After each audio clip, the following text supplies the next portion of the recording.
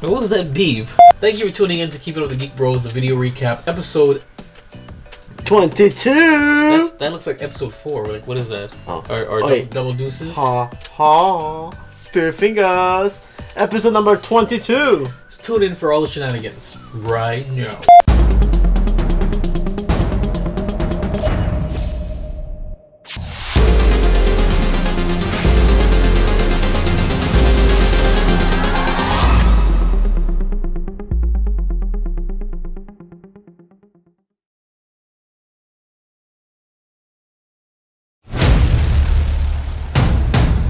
In a world where geeking out never looked so good,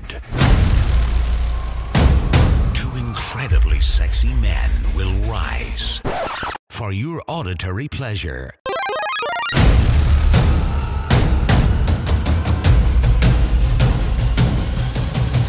Here's your hosts, Wancho and Vibe. Keeping up with the Geek Bros.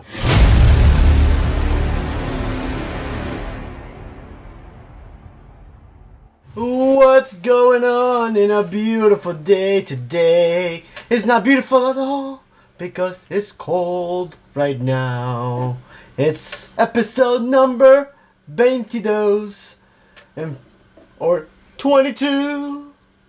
What's going on, guys? What's going on? This is Juancho. This is Vibe. And we are here to talk a lot about the stuff. Yo, I just lost my train of thought right there. Vibe, you disconcentrated me, man. I disconcentrated you? That's not a word. Bro, can you stay still? I'm trying to focus here, try to get the intro going, you know, try to get us pumped. This is what you get for making us do a podcast days later than we're supposed to. Hold on. Time out. It's not my fault. It's your hamster army that you have running your studio that's causing a havoc. Hey, it's not my fault. First of all, you updated your Adobe. You didn't tell the hamsters to update it, and they went and messed up our sound system or whatever, mic system. It was a mess. So, you got him under control? Well, we're recording. Yes, alright, so I'm pretty sure he got him under control. So, Vibe, what's going on in your life? Well, what's going on in my life? You're about to get personal up in here. It's nonsense. How was your weekend? Last weekend was pretty pretty simple because we're filming. It's funny because on Wednesday, we're gonna say how was your weekend? We podcasted this weekend. You were podcast, bro? So no, it was a simple weekend editing. I got a couple of things out, and that was pretty much it. I didn't do anything, and it felt fantastic. How was your weekend? Absolutely did nothing. Good. Yeah, that's it. Good. We suck at life. Yeah, we really do much. All right. Cool. So I was going on with Geek Girls and Geek Bros. Geek Bros. Last you guys heard from us, we released the Star Wars. No, sorry, the Avengers: Infinity War, which are up to 13,000 views. 13,000 views in 1 week. If you haven't watched it, you should. It's good. Okay. 177 likes, 27. Comments. I'm not even gonna talk about this like who cares? Like 7 or 8, I don't know. 12. But it's actually pretty good. So now that apparently this is a thing, we will be spinning off trailer reactions as to a totally different web series. It won't be a Geek Bros web series. It'll be more like a Vibe Studios web series where characters from all the shows will be appearing, and we'll just watch random trailers and react to them. We'll tell you more about it next time when I finally get an idea, a name, and a title. But coming up, though, we will be doing the reaction to Jurassic Park 2 trailer. We're going to be filming that actually with the cast right after this. This Fallen Kingdom. And with Geek Girls still in hiatus right now. We're still working on the crossover event. It's coming up soon, but every time I try and work on these backlog videos, something new pops up. We do have coming up soon for Geek Bros the countdown to The Last Jedi. We filmed 2 of the 4 episodes already. If you joined the Geek Bros fan page or the Geek Bros Instagram, you'd have seen. No, maybe not the Instagram. I don't think you put it up there. On the Geek Bros fan page on Facebook, you will see a nice screenshot of the lovely Cinema 4D logo that I created 4D. Just for the countdown. Yeah, it says Geek Bros The Last Jedi. I haven't posted on the Instagram because I still have not gotten the video to preview it. What video? The Cinema 4 videos. You don't need a Cinema 4 video. You just need the screenshot that I gave you. Oh, very true. But exactly. It doesn't open up nicely. It does open up nicely. No, it opens up nicely all the time. That's what she said. Family podcast. So stay tuned for all of that. Got fantastic things coming up, and it's great. So on that note, Juancho, what brings us here today? It's a special podcast. We are just going to go straight into the news. The important news. Like, Juancho and Vibe suck at picking video game awards. I didn't do anything. Decisions. So, yes, we are horrible at that. We have open mic discussion topics as Star Wars sex toys. Ryan Johnson to bring back someone special to Vibe. Did you say Star Wars sex toys? Yes. This is a family podcast. EA new update to help the crybabies. The UFC 2018 streamed through Twitch. Ryan Reynolds. Pokemon Go update. You better watch our Jurassic Park reaction video coming soon. And Disney and 20th Century Fox, which Vibe is vibing right now about it. Vibe? What am I doing? Give us the fresh scent. Well, whatever happened to your laptop? Yeah, don't judge me. I don't judge you. Okay, so just say something, and I'll just say fresh scent. Time to the fresh scent for the delicious smelling fresh scent. Fresh scent. All right, so comic book news. Bendis is gone now. Bendis was gone. Bendis, the writer for Marvel. You know how he left, jumped ship, and went to DC. Okay. I talked about it in the podcast previously before. Axel Alonso, is also gone. That's CB Cebulski has been promoted to Marvel Comic Book Editor-in-Chief effective November 17, 2017. In my opinion, since he took reign in 2011, Marvel comic books have been a disaster. I hope with this change we will see a better Marvel, a Marvel of its original roots. CB Cebulski, if you guys don't know, it's the guy who actually made himself believe that he was a Japanese writer. Okay, was he a ghostwriter or he was writing, but he was writing as a Japanese writer. He had a Japanese name and everything. Okay. So he came out, no, this was me. So, Marvel's having their offices shaken up a little bit, and that's actually a good thing. When a company goes through that, it actually tends to be a good thing. If they do it right. If they do it right. Okay. If they do it okay. right. See? In more comic book news, DC suspends Eddie Berganza, editor over sexual harassment. He was a writer and editor on DC's top characters, including Superman, Green Lantern, and Wonder Woman. There goes her sexual harassment, taking another one in the comic book industry. I think he was going to say taking another one in the butt or something. I don't know. I was like, where is he going with this? I'm sorry. Family podcast. So, there we go again. Another sexual harassment story. I'm pretty sure, by the end of the time the sexual harassment virus passes through, we're going to have no one in I'm going to say there's going to be nobody. They're cleaning house. And it's out of the woodwork, everybody, okay? Like I told you, I'm quite sure eventually you're going to hear the news that one of us made the accusation on the other person. I'm just saying that's how random it's happening across the board. It's really random. Everywhere, politics, and bro, you guys even sexual harass, bro? Just cut it out. Cut it out. it's not a problem. Be professional. It's a professional work environment, just like it's a family podcast. True. So, video games out this week. Since the week's over, I am not going to disclose what video games are this week. So, what we're going to do is we're going to announce the winners of the Video Game Awards 2017. 2017. So, Video Game of the Year award. It's Legend of Zelda: Breath of the Wild. Best Role Playing Game, Persona 5. Best Esports Player, Faker.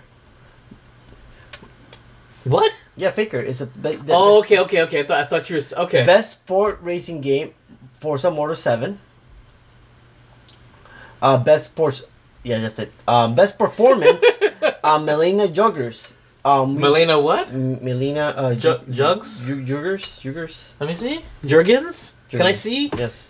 Friggin' freak. Let me see. Huh? That's the girl that we liked. Yeah. The one with the eyeballs. Jurgens. Yeah. Jurgens. Not Jarka. Yep. Alright, besides that. Moving forward. Best Esports Game, Overwatch. Trending Game Award, God B. Best Score and Soundtrack, Nier Automata. Best Action Adventure, Legend of Zelda Breath of the Wild. Best Studio Game Direction, Nintendo Entertainment and Nintendo Company. Best Game Award for the most anticipated game, The Last of Us Part 2.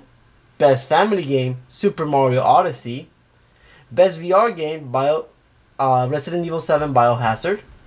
Best Fighting Game, Injustice 2. Best Independent Game, Cuphead. Best Action Game, Cuphead. Wolfenstein 2, The New Colossus. Best Art Direction, Cuphead. Why do you say it like that? Cuphead. Best Narrative, What Remains of Edith Finch. Best Multiplayer Game, Players Unknown Battlegrounds. Best Strategy Game, Mario plus Rabbids Kingdom Battle. Best Debut Indie Game, Cuphead. Cuphead. Best Mobile Game, Monument Valley 2. You know we're gonna get an email from them saying that you guys are pronouncing our property properly. Hey, that means someone is listening to our family podcast. It's a family show. Games of Impact Definitely Award, not, guys. This is an inside joke. Just so you know. Sonna's Sacrifice. Best Audio Design, Hellblade, Sonna's Sacrifice. Best Esports Team, Cloud9. Best Ongoing Game, Overwatch. Best Chinese Game, JX3 HD. It was the best Chinese game? Yeah, we couldn't pick on that one. Oh, we couldn't pick because we're not. Best Handheld Game, because we're not Chinese. Metroid Samus Returns. Best Student Game, Level Squared. And those are the announcements. So, there's something there that I don't know if you guys were following there. Nintendo took it home this year. Nintendo didn't make Cuphead. No, Cuphead. but you have Zelda 1, Mario Odyssey 1. Zelda won 2 of the awards. Right. Mario Odyssey won the best family game, and the best company won was Nintendo. There's 5 awards Nintendo won. And at the same time, they announced that they're going to have exclusive Bayonetta 3, exclusive to the Switch.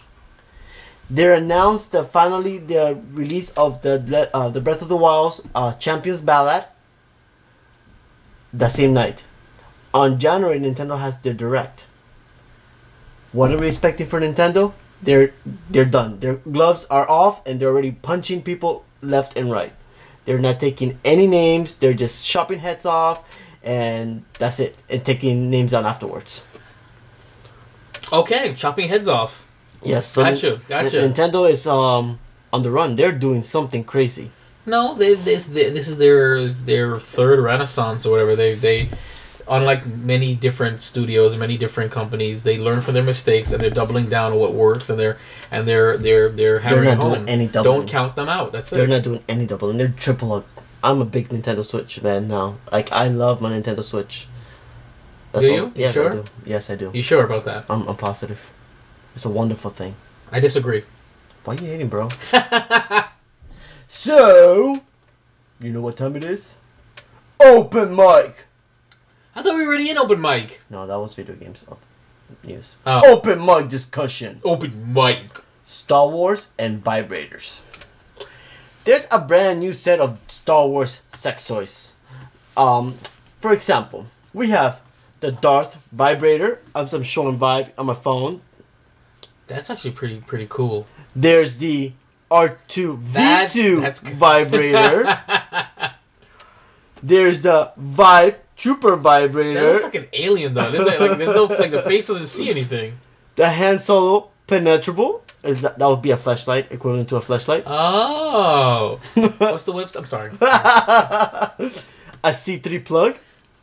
Can we stop for a minute? Why would anybody want a carbonite Han Solo as a penetrable? I don't know. That's not. I mean, if it's Slave Leia, I understand. But it's Han Solo. Who would want that doesn't turn me on. I mean, he's a handsome man, but blue LED laser sword dildo.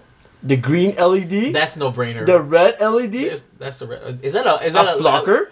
The lightsaber whip. Yep. Oh. A lightsaber flocker. Okay. And a space station ball gag. A Death Star ball gag. Wow. That's pretty interesting. Someone's gonna be exploding that night. I know it is great, but here's the thing, though. You know, Disney has to license these things. I'm pretty sure that's why the names changed. Darth Vibrator. You see what I'm saying? But I'm just saying that Disney had to license this. So I want you guys to know this. Disney licensed these things out too. So, we have not licensed any of this. What's wrong with you guys? I told you that article said that it wasn't good for kids anymore. Don't you move my stuff. Alright, so next on our open mic. Open mic. Ryan Johnson is bringing back someone special to Vibe. Vibe? Where did I do that? Where was it coming from? I don't know. Oh, from this. Yes. Carry on. So, Ryan Johnson's open to bringing back old characters, including Vibe's favorite, Jar Jar. Misa Jar Jar Binks. So, how will you feel about... Misa big doo-doo right now. How will you feel... How will you feel about Ryan Johnson bringing back Jar Jar in the new trilogy? As long as he has a point. As long as there's a point. But I mean, I think we already got our He's conclusion. open about it. He's not saying he's bringing it back. He's open about it. But why wouldn't he be open about it? He was the key to all things in the was prequel, actually. you know? So why not bring his character back and make his character do justice? Pause that. There you go. Sorry. So Juancho gives me... it's a tingle. Juancho gives me website articles that have like all these different ads on them that play automatically. Where is this article coming from, Bob? It's coming from Polygon.com. Yahoo.com. Yes, it is a Yahoo. So he's honoring my Yahoo commitment by doing this. Exactly. So I'm hope Ryan Johnson does good with Jar Jar. I do miss him a lot in the screen. Well, of course he's referring to his secret trilogy that he's working on. So, but if he's open to bring back old characters, then it's not going to be the Old Republic. It's probably going to be like a tangential relationship to probably the original series. True. You know, the original trilogy. So that's what I'm seeing. Again, I didn't like Jar Jar Binks. I love me some Jar Jar. You know, at all. But if you bring him back within a capacity, make him a sympathetic character, or if you, for the love of God, if you make that fan theory true about Darth Jar Jar, I would flip my load if you guys made that canon, because it makes so much sense and it would just justify his character on so many different levels. It'd be great. It'd be just so great. You know who's doing great? Who's doing great? The Crybabies. They're not doing great if they're crybabies. Well, they're now going to be happy because EA has finally made them happy. How so? EA... Drop that coin drop. This article is coming from coindrop.com. No, coin-drop. Where do you see that? There's a dash on the top. Well, that's not my fault. I'm looking at that right there. Okay, coindrop.com. Powered by adult gamers. This is a very sensual podcast. Very sensual. My nipples are hard. Star Wars Battlefront 2's new update is catering to the crybabies. The article says, I get it. EA and DICE are still in hot waters over Battlefront 2. However, this new update is just unnecessary and is catering to the loudest crybabies. It makes sense EA and DICE got some most ridiculous backlash in recent game history, and even though they're listening and they have updated the game to fix pressing issues with many still planned, people are upset. Even though our review makes it quite clear with more than enough evidence to prove that the majority of the claims are false or misleading at best. This new update, which sees credit pays out for match vastly increased, is not only unnecessary but it's just catering to the crybabies. Vibe? Mm-hmm. They listen to the crybabies. Well, how do you feel? You know what they say, when you reward bad behavior, you only invite more bad behavior. So since EA addressed the original backlash, now anybody with any criticism is just going to go out there and start yelling about it to get some change. So I agree with what they're saying, is that the major issue might have been solved, but now that you conceded to one group that's yelling loud enough, then everyone's going to start yelling, and EA wants to win back good favor now. So they're going to, even if they say they want Darth Vader to have a bit of red in his eyes, they're going to do it because in the next update, because they want to win back and the good graces of the fans. Here's one of the updates. And before, the players. You would see 200 to 350 credits per match and 5 to 10 crafting parts per daily crate. Now you see anywhere from 500 to 750 credits per match and up to 20 crafting parts for daily loot crate. That means you will be able to unlock all heroes in about roughly 10 hours and start spending your credits on loot crates to create crafting parts to build star cards at an enormously faster rate. So they just put the game on standard easy mode. Yeah, pretty much. EA, it's in your wallet. So it says there. So there's almost no challenge anymore. Yeah, that's it. And so, but here's the thing: there's no challenge, okay? But you still have to play players versus players. It's a multiplayer game. It's not a. Well, I know it has a campaign, but if you lose, I'm pretty sure you're not going to be awarded that many credits. Let's say you lose, you get 500. Okay. If you win, you get 750. So if your team is rocking left and right, that means you're doing something good. Okay. You know what's rocking? You know what's rocking? I'm on point with my transitions. UFC 18. So in Twitch. That transition sucked. You know what? Leave me alone. On Saturday, this past weekend, UFC 18 debuted, and it was a fight. Aldo versus some guy. I don't remember. So how come we didn't? I don't know. We didn't all meet up like we usually do. I don't know. What happened to that? I don't know if I don't even know. I don't know what happened. What happened to that? Either way, we usually meet Holloway up. versus Aldo. Darth Flexx. So what happens is, in Twitch you can't stream anything live. I know nothing about Twitch. You can't promote, let's say you can't promote a football game or anything like that. That's live. You just can't. That's just something. A player was able to get by for the whole fight of Aldo versus Holloway by putting himself as he's playing, acting like he's playing a game, and the aerial fight's going in the back. UFC 3 just is gonna be debuted, so they're probably thinking this is how the game's gonna be. So let me give you a preview. Ready? Here we go. You never see him wind up, throw everything into it. It's almost a block it. Pop to the body. So this guy basically green screened himself in the background, and he's pretending to play the actual UFC match. Max Holloway lured him into a slip. That is so funny. I'm sorry, that's the funniest thing ever. Okay, so basically what I'm saying is that, so you have a player on Twitch, he's green screened himself into the background of the actual fight. He's got a controller in his hand and headphones on his head, and he's pretending like he's playing the game that he's watching, which is a live UFC fight. It is so friggin' funny. You guys gotta check it out. It's how to get away with streaming a UFC event on Twitch. So Google that and you'll see it on YouTube. The clip is there. It's only 23 seconds, but it's the funniest thing. Funniest 23 seconds. It's hilarious. Ever. It's a really good green screen. Like, you can't even tell. No. You must have a really good setup. Well, Twitch you can actually get nice crisp looks. Really? For green screens, yes. That's why. Yeah. Because this is really crisp. All Twitch games, as long as you have a nice crisp, the screen is very crisp. This is really crisp. Like very crisp. Like you can see this part here would usually be greened out. Exactly. This is crisp. Yeah. This is well done. You need to get on that Twitch, son. I want to.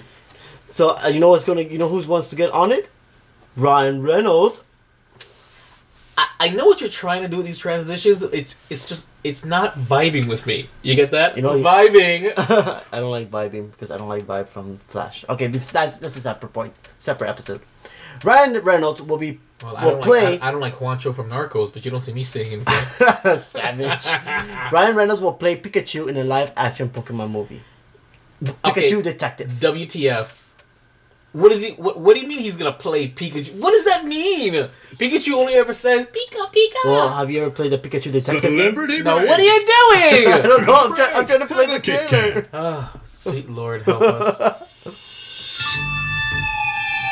What is this? Wait, hold on. This is the detective. See, I'm just showing you a gameplay.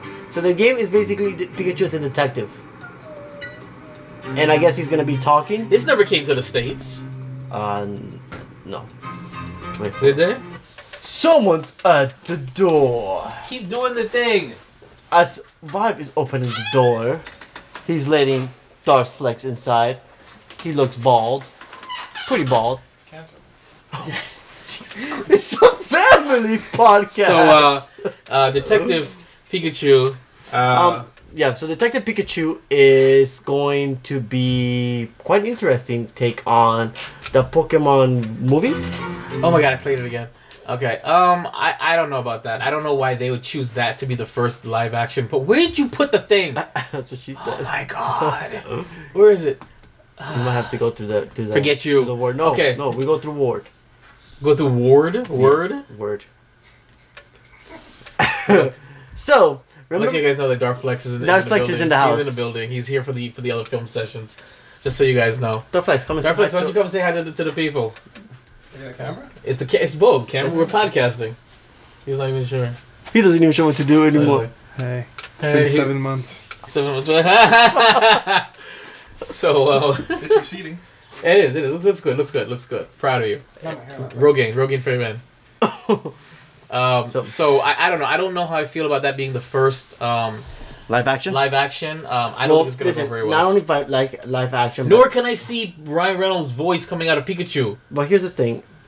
Pokemon, the Pokemon as a whole, we're gonna get a new Pokemon game on Switch, and we have a Pokemon live action. So I'm pretty sure now the Pokemon crave is finally settled down, and you're gonna start seeing more of this. There's my example. It says, wait, what's Detective Pikachu? Great Detective Pikachu is a video game released in Japan and only in Japan, 2016. You may play as a regular kid walking around trying to solve mysteries, only you are accompanied by a Pikachu, who can now talk and wears Sherlock Holmes' hat. So here's the thing. They're going to be marketing a live action. My dear. They're marketing a live action version of a game that's never come to the States. Why do they think that there's going to be an interest in this? Because it's Pikachu. Just like he talked in the Pokemon I Choose You movie, where he goes to Ash. I just want to be with you. But did he sound like Ryan Reynolds? No, You know, he sounded like this. Chimichangas and all that stuff. I can't see it. I don't know. Guys, Pika. I'd love to hear what you guys think about this. Pika. I'd love to hear what you guys think about this when it comes to Ryan Reynolds' voice coming out of Pikachu. I don't think, unless they're gonna auto tune his voice, I'm not Pretty with it. sure that's not the only thing that's gonna come out of Ryan Reynolds. What? I don't know. What are I you was doing? trying to do a transition to Pokemon Go update. Okay, do we have an article for that? Yes, this is the next one. It's already there. So why are you going back to the thing for? I don't know. So, Pokemon Go update adds more 3-gen Pokemon real world weather effects. That's it. That's the update. All of that talks about the what you just said. This is coming from Polygon.com, and he's not saying anything else. Would you read something? Last time I read, you make fun of me every time I read. I never make fun of you. I try and help you Darth out. Flexx makes fun of me when I read. It's good for your enunciation and pronunciation. There are 53rd gen Pokemon I'm sure to collect. hold on. I'm sure our audience knows that English is Juancho's third language. So Which is he's my doing the second best- one. He does, huh? Which is my second one. We can't say that on a family podcast. There are 50 more 3rd gen Pokemon collected in Pokemon Go as it's the latest update. And with them comes an entirely new game mechanic. Niantic has added a dynamic weather system which impacts the kinds of Pokemon you can find and battle buffs you'll receive based on the weather you like outside. Well, weather's like outside. So that's pretty interesting. You know, you trying to catch a Pokemon and all of a sudden it's like 50-degree weather. Hey, you might find an Articuno. That's pretty cool. Or in a thunderstorm out of nowhere, you have a Zapdos. Or a Pikachu. Or a... That's it, I don't know. What other Pokemon's related to weather? Moltres? So what, I don't know. No, that's too early. What's I was too gonna say, early? if you're in California, you probably see a Moltres. Oh, too soon. You know what? You should apologize. I'm sorry. Oh, wow. For Moltres? I'm sorry for Moltres. Nice. So after this podcast, we're gonna be doing our Jurassic Park reaction video. Yes, please check that out. It's gonna be on YouTube or ViveStudios.com. Darth Flexx is gonna give you some flexing tips of how to correctly flex in the gym. So stay tuned to that. What? I don't know. Just trying to. Damn, but it's $50 an hour. He said it's $50 an hour. All right, so Our last topic of the day, which is the most serious topic of man, all. this is a short podcast. Disney reportedly close to buying X-Men film studio. Oh my 20th god, Century Fox. no! This has been updated No! on GameSpot.com. In the new report from CNBC, it's revealed that Disney and 21st Century Fox are close to striking a deal that will see that Walt Disney Company purchase the entire entertainment company and man of its assets. Though there has yet to be any sort of official announcement and executives are keeping quiet on the matter, CNBC says a deal could be revealed as early as next week. GameSpot's original story follows. So the article will then explain how Disney and 20th Century Fox are trying to get their deal going on. My vibe feels very negative about this. I do understand where vibe is coming from, but as a fan, I would love to see some of these characters be in Marvel Studio, but I do see the understanding of where vibe comes in, where he's going to explain to you how he feels, and I do back him up on that point, because Disney's taking over the world. Well, we already knew that was going to happen. But is this the right move for Disney? The right move for who? For Disney? Absolutely. For a business standpoint? Absolutely. From a fan standpoint? Probably. But from a real-world practical standpoint, this is a disaster for entertainment content.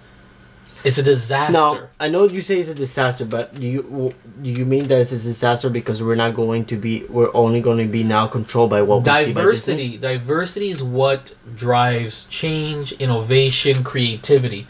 If you keep consolidating your creativity, then it's going to be one voice or one group of voices. You're not going to get that diverse experience, especially with entertainment. Plus, you're monopolizing the entertainment network. You have Disney is already a brand name by itself. Then it took Marvel when Marvel started getting good. Then it took Lucasfilm when Lucasfilm is bringing that back. If you take Fox and all that stuff from Fox, okay. Let me read a paragraph from this article. By An acquisition by Disney could also see the companies taking over FX, the National Geographic Cable Network. Yeah, more TV. CNBC reports. It will, however, not include the Fox broadcast network. Disney owns ABC and is only allowed to own one TV network. So they're owning studios, I guess, or I guess programming. I guess how will you call those? You think that they're gonna buy Fox and not the TV station, and not have some kind of influence? It won't be direct, but it will be there. But here's the thing: they own ABC. ABC and Fox are each other's competitors. Exactly. So they're buying a branch of Fox. Right. So how would you think this is going to spill over to Fox, the network itself? Nothing. It's still going to go fine. They're going to have a hand in Fox. They're not going to. It's not going to be official. I think. But they're going to have a hand in Fox. I think Disney is getting power hungry, extremely power hungry, especially all the money they're making from Star Wars films and Marvel films. They look at what they did to Netflix. They backed out on their deal. They said, "You were done. We're going to open our Netflix, and we're going to give Netflix a run for the money. Give a shorter." And that's what they're saying. A less expensive streaming network. Some people say that what Disney is doing is to compete with Netflix, as Netflix is spending a crap ton of money on original content, and it's really kind of taken down the cable networks. That this is Disney's response by acquiring more properties to then be able to squeeze either Netflix by the nuts, or to create their own streaming service to compete. Correct. Now, how will this play to net neutrality based all play, especially with streaming services? The net neutrality votes, I think, was delayed, so we still don't have the result yet for that. Right. But all of that in one toll will play a toll. It'll take effect somehow in a negative way. I mean, net neutrality is a separate concept to Disney's acquisition of potentially Fox, but it still plays to the same concept that you are there's potential censorship in the future. The more once you have a monopoly, or once you have certain laws enacted, you are gonna find abuses. You are gonna find people that say, well, if this doesn't reflect my values. All right, as speaking purely as Director Jason, there's many web series that I produce for this studio that I don't agree with, that I don't really like. But who am I to say that there is no audience for this particular brand? You see what I'm trying to say? So I'm an open-minded producer when it comes to that, but these exec heads, they're not like that. They don't have necessarily the open mind to take risks. They will go with a safe bet. Sequels, reboots, and they'll shy away or censor certain concepts that would have been made otherwise with a diverse array of studios. There was an article, I don't remember why would Disney acquire, but there's more to than just 20th Century Fox and acquiring, because a lot of these articles are like X-Men, property rights to Star Wars, because they're focusing on the entertainment there's side. More. Yes. Of course, there was an article as to why they were picking up 21st Century Fox. It's not out there yet because it still hasn't been disclosed. Right. But as soon as we know, we'll get you guys back out and let you guys know, hey, this is the reason what is happening, and we'll have a better dispute or discussion about it. debate. A debate in a family podcast. Okay. Well, I'd like to thank you guys for listening. I'm very proud of you. Why? 34 minutes and we did not even say one bad word. We didn't. Not necessarily, but we're still going to be censored. Wait. Out of all the toys that we mentioned earlier, which one do you think Darth Flexx is going to love the most? Oh my god. Do you think he's going to love the Han Solo? No, but it's not Solo hand. It's not called a hand solo. It's called hand solo penetrable. Yeah, that's going to be Darth Flexx toy. Yeah, the hand solo penetrable. Interesting. What's going on? Guys, thanks for tuning in. It's another short one. We have a lot going on today, but we're going to be back up and running. We did have a minor studio issue when we upgraded to the Adobe CC 2018 suite. It kind of ruined the template that I had for this, and that's the reason why we couldn't do it. And we're kind of squeezing it in, that's what she said, on Saturday before filming. So we'll be back to normal form with a full hour and a half next Wednesday again. And last words, Juancho? Nothing. Everything's it's been a short week. We'll get you guys updated on more news back on Wednesday again. We're back in a regular day once again. And guys, remember something. To like us, share us, all on the social medias. We're gonna start off by saying the Instagram and Twitter. Geek Bros. That's GEEKBR0S. That's both for the Instagram, the Twitter, and the Facebook. That's the best places. Don't forget that there's plenty more Vibe Studio content where you want. So much. That's viberevstudios.com, VIBEREVSTUDIOS. All your Geek Bros and all web series in general. And check us out. Don't forget to email us at geekbros@outlook.com. Again, we still love to hear what's going on. What you guys think about net neutrality. We would love to hear what you guys think about Disney's acquisition. Send us some comments. Let's discuss it and email us. We'll read it on the air. We'll actually have a discussion. And you might be surprised. And where's the first place they'll be able to listen to us?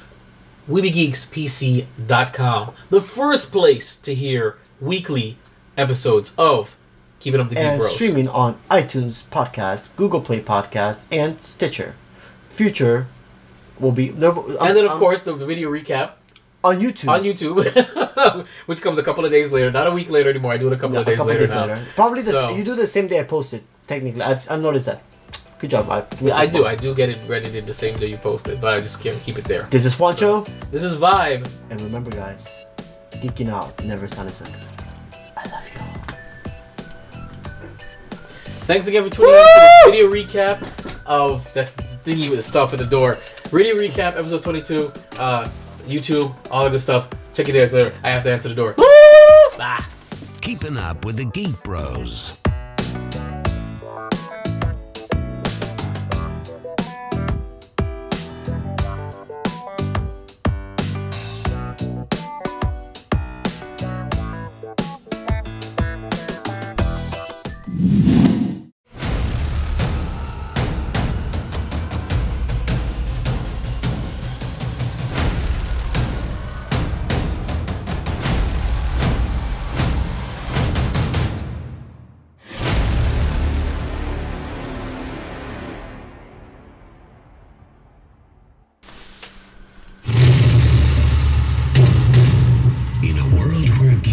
Never looked so good. Two incredibly sexy men will rise for your auditory pleasure.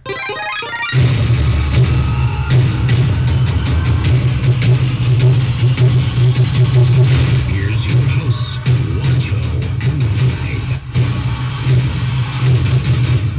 Keeping up with the Geek Bros.